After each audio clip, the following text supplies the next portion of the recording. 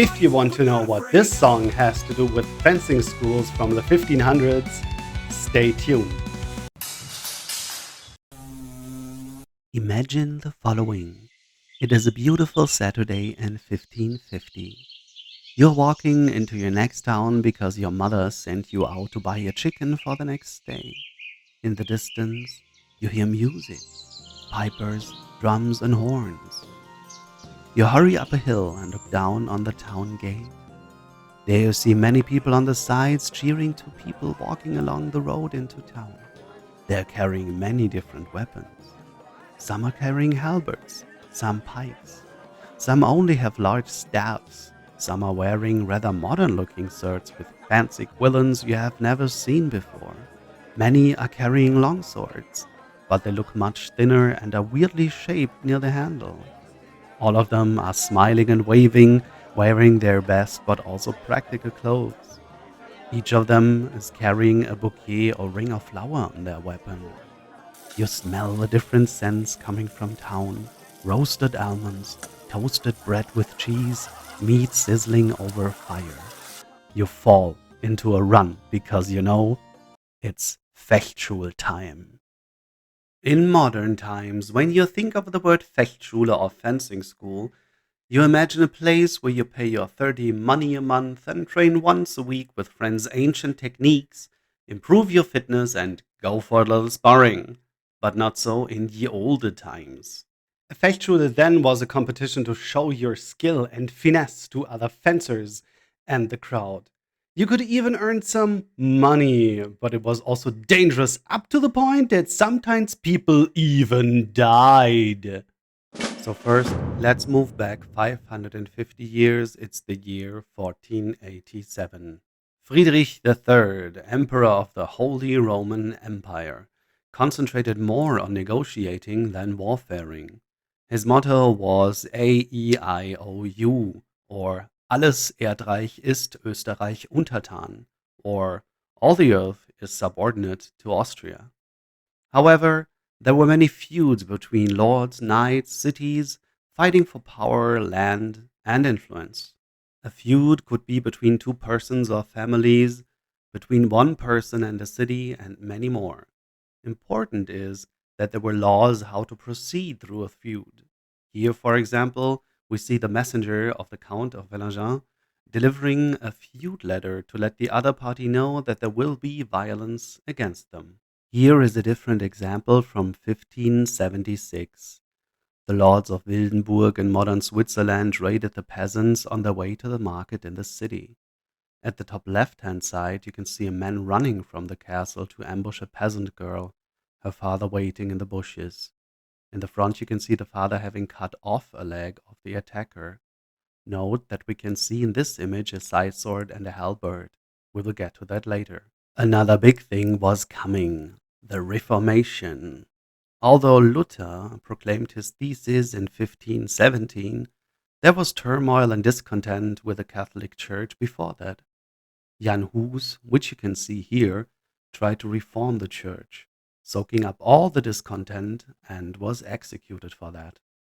Enter the Hussite Wars with all kinds of war shenanigans, including founding a theocracy called the Anabaptist Kingdom of Münster. The city of Münster was even besieged in 1533, ending with the defeat of the theocratic king, ending in his torture by skinning alive and hot pincers. He was then knifed after 4 hours. Until today, his cage can be seen at the Münster of Münster. So it was not a bad idea to be skilled in fencing if going to war. Also, the age of chivalry was in change. Knighthood itself still played an important role, but not as soldiers on the battlefield itself. They were more and more replaced by mercenary units that developed into the famous Landsknecht and Doppelsöldner in the 16th century. Lastly, an ever-impending doom lured at the eastern borders of the empire: the Ottoman Empire trying to seize control over Europe. In 1453, it managed to besiege and overthrow Constantinople. In 1529, it tried to conquer Vienna for the first time. However, it failed. So you can see being able to fence and to fight was a very important skill to have. So to learn and hopefully master different weapons, such as the side sword, the halberd, or just a quarterstaff, was important, if it only be for self defense. Also, looking to impress someone. Well, in the 16th century, learning how to swing a sword was basically swiping right. Boy, if there was only a place to learn this. No, not them. The Marx Brothers, or also the Brotherhood of the Holy Marcus, was recognized in 1487 by Friedrich III. They were given the privilege to call themselves Master of the Sword, and were given the monopole to train other people in fencing. So they spread out or were called to different places in the empire to train other people. Later, the Federfechter were given the same privilege. They were less formal in comparison and proud of their Freifechter. To give you a few names of Federfechters, there is Jakob Sutor von Baden. Standing in the tradition of Joachim Meyer, he described fighting with a sword, but also the rapier. Remember the peasant cutting off the leg with a side sword? Better join the Federfechter to learn this.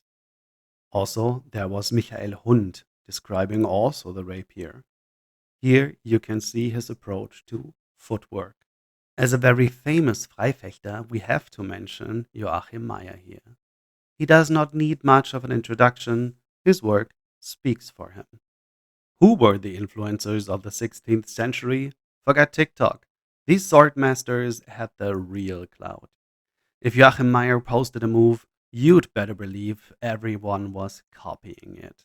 So now we know where to train. But how do we do marketing? We need money to live. Oh boy, if there were only a place and a time where we can show the other untrained lowlives just how good we swordmasters are. Here we can see a copper plate from the 1500s. You can see various weapons here. The 16th century has an array of weapons used in civil and military contexts.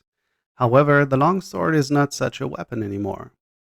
Since we know of the Marx Brothers and German fencing tradition in the shoes of Johannes Lichtenauer, the longsword still has its place in these times. If you can handle a longsword, you are a great fencer. Funny thing, if you consider that the longsword is also the most trained weapon in HEMA today. You can see this in the treatises. In earlier works, such as that of Hans Talhofer, classical longswords are used, whereas in Joachim Meyer's treatise, feathers are depicted. The so-called feathers resembled a longsword, but were lighter and a lot more flexible than military-grade longswords from earlier times. Special about them is the schild, an application near the handle to protect your fingers, since feathers are a lot thinner than longswords used in the manuscripts.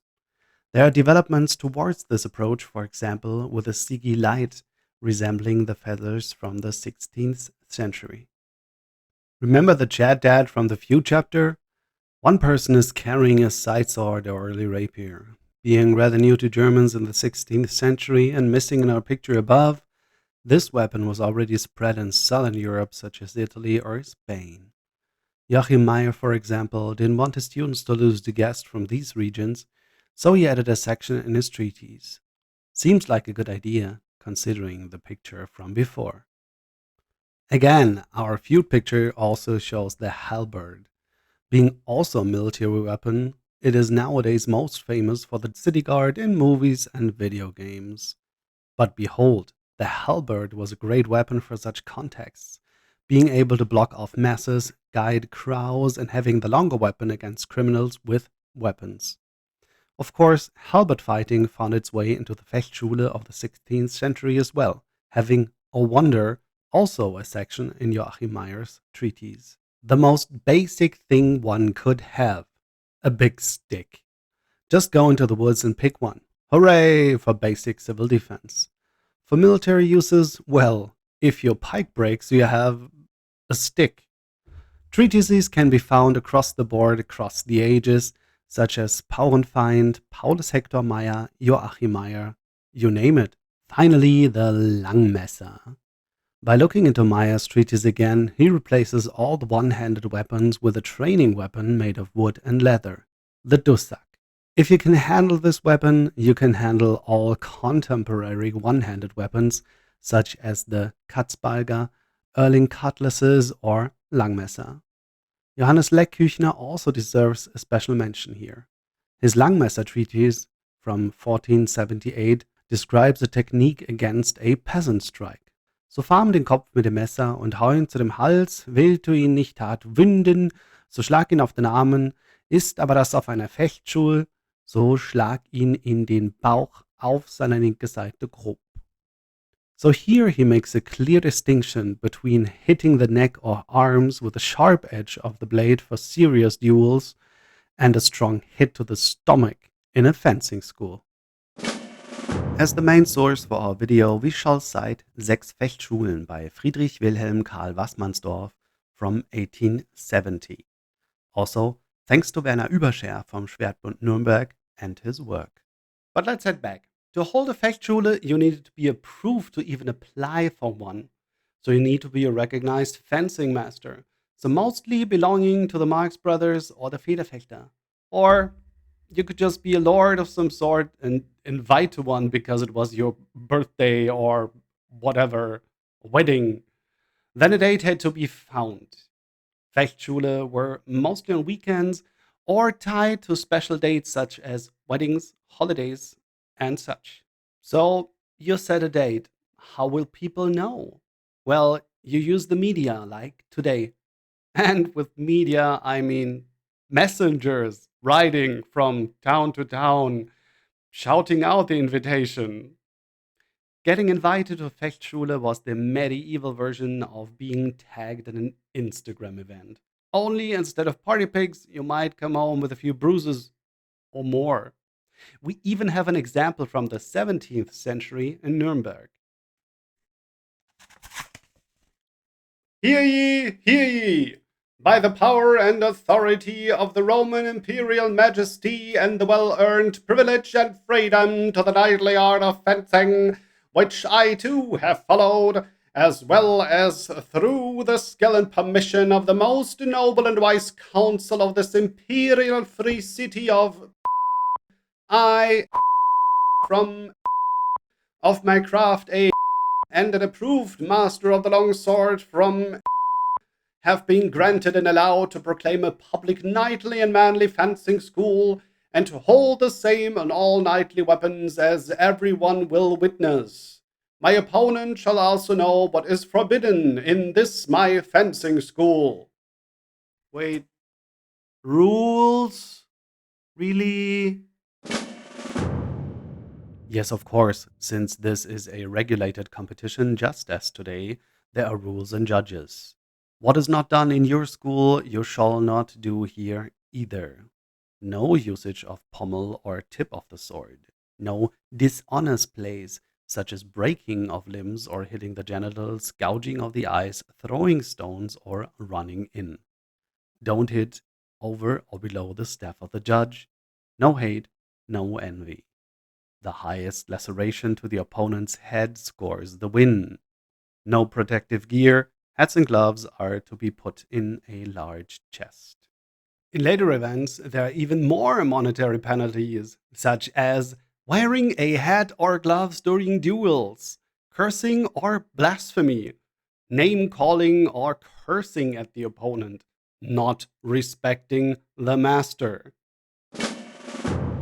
How was now the order of events at a fencing school? Well, we already have heard about the invitation, the glorious march towards the location. We also have heard that the rules were read aloud and the so called relief. So everybody was ready. What now? Let's take a look at the copper plate of a fencing school in Düsseldorf from 1585. We can see weapons lying on the ground, amongst them the weapons I mentioned earlier in this video, like Dussak and rapier. Also, we have pairings of fencers. The ones in front are interesting. While wielding long swords, not feathers, most interestingly. We have two people carrying a staff, watching them. Those are the fencing judges. When they lower their staff between the two opponents, the match had to be stopped, as stated in the rules. We also have a lot of people standing around the fencers at the walls. Those are the other fencers and bystanders. Notice how they're wearing hats and capes? The fencers in the middle don't. You had to get rid of your hat and cape, signaling that you are ready to take part. Notice how there are always pairs of weapons? When you were ready, you would then pick up a weapon of choice. Another person can then grab the other weapon of the pair. This will be your next opponent. See these two people? They're now waiting for their turn. Sometimes there was money on top of the weapons, which you could earn by winning with this weapon. Of course, we have the cheering crowd on the balcony in the back and some music in the front for a nice atmosphere. By the way, it could get very crowded with many matches happening at the same time. In Wassmannsdorf, an incident is written down about a certain Captain Christoph Zahnmacher at the fencing school in Zwickau in 1573, who simply grabbed a leather dussack and beat the fencers and the crowd so they would make space, hitting the narrator in the upper back, which he claims to have hurt so badly, like being bitten by a dog, and that he had to bend down afterwards. The matches were often fought to the highest bleeding wound, naturally at the head. One match was called Gang. The closest it gets could be course.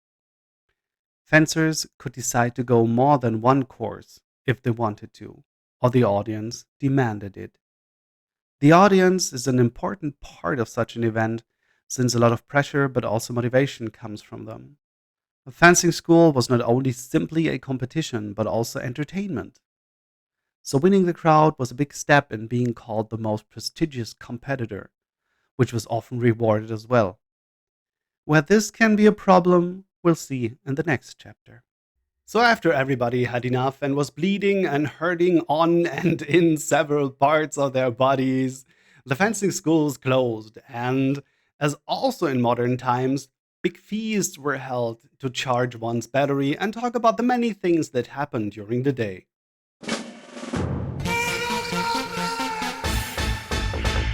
Being a martial art and fighting with little to no protection at all also has its drawbacks. Sword fighting can simply be dangerous because two people are basically beating each other with metal rods. So it is understandable that there were also fatal wounds and people died during such an event. To give you an impression, I would like to highlight one event because it is documented very well. There was a fencing school in Nuremberg in 1590 where the Federfechter and cloth dyer Hermann Mayer challenged the carpenter and Marx brother Paulus. The report in the archives simply states that Paulus stabbed Hermann into the skull above the eyes. He let go of the rapier, Hermann pulled the rapier out of his skull, and died shortly after. Most interesting, Paulus had already killed an opponent a year before, also with a rapier. His punishment for taking Hermann's life, he was banned from fencing and all taverns in Nuremberg. This, however, is not the end of the story. Following the general story, the incident has been turned into a song almost instantly in 1590, telling a much wilder story enriched by literary and poetic means. Yes, the ballad of Hermann Mayer. Originally following a different melody, I decided to give the original lyrics to an AI music program to create a song. Hört wie ein traurig Geschicht, ist wahr und nicht erdicht. Davon will ich euch singen, hoff es soll mir gelingen, vom Fechten so elende, traurig und in gar Ende. Als man zählt für wahr 1500 Jahr, von 90 zu der Frist, dieses die Jahrzahl ist in 28 Tage. Juni, wie ich euch sage. You can find the whole version with an English translation in an own video, which I will link here and in the description below. So go ahead and listen to the full story, which is awesome. I then decided to give the English lyrics also to AI and let it create an English version of it. This is the result.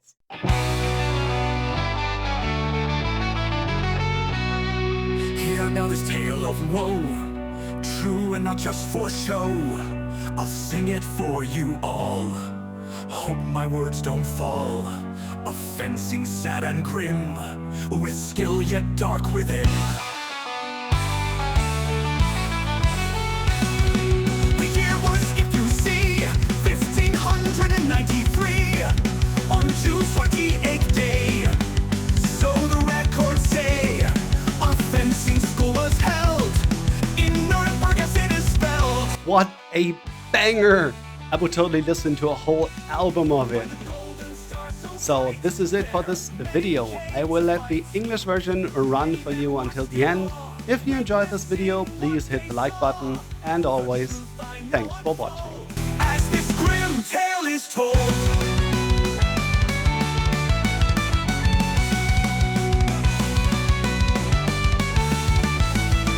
the fighters soon took stand, weapons in each hand.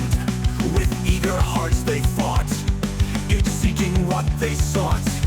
With leaps and heavy blows, they met as ancient foes. There came a fencer then, Jan of Augsburg, this brave man. He raised his halberd high to meet his rival's eye. A carpenter by trade, would fight but not afraid.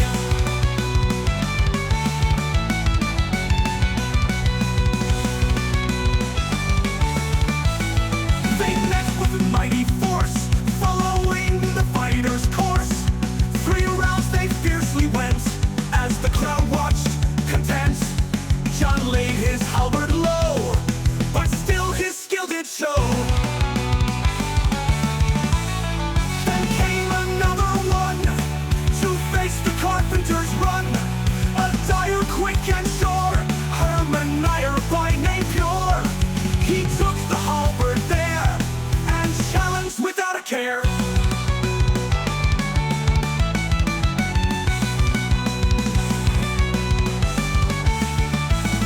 They two fought hand to hand, following the fighter's brand. With binds and winding fast, strikes and thrusts that could not last. 3 rounds of fateful clash, the carpenter's sword did flash. 3 rounds they had thus fought, in merry clash and thrust.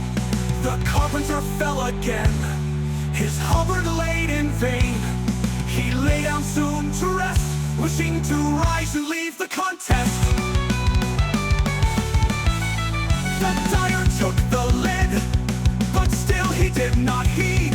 With a rapier fast and bright, he asked the carpenter for a fight. Take this rapier, fight with me, and let's see who wins, you'll see. But Paulus shook his head, and to the dyer he said, if sharp rapiers you desire, then I'll fight as you require. Yet the dyer did decline, he would not cross that line.